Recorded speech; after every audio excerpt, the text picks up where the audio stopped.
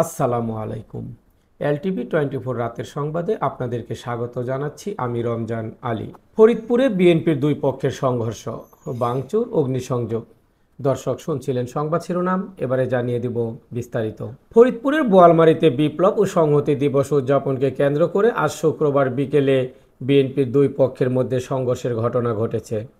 এতে পুলিশের 3 সদস্য সহ উভয় পক্ষের অন্তত 23 জন আহত হয়েছেন।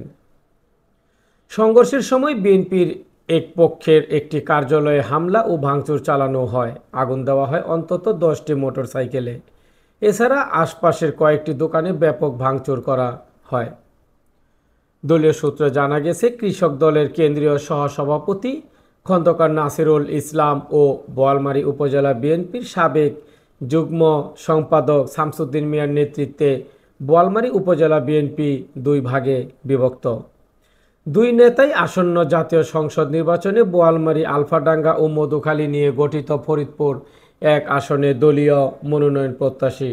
তবে বিএনপি এখনও এই আসনে কাউকে মনোনয়ন দেয়নি।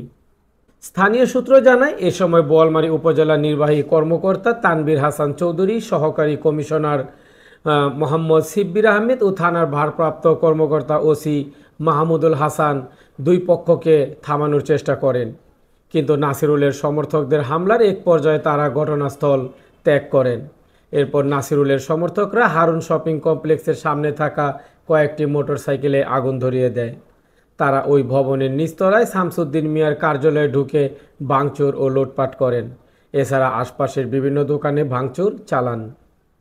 এ সময় হামলাকারীদের হাতে রামদা, চাইনিজ কোরাল সহ বিভিন্ন দেশীয় অস্ত্র দেখা যায়।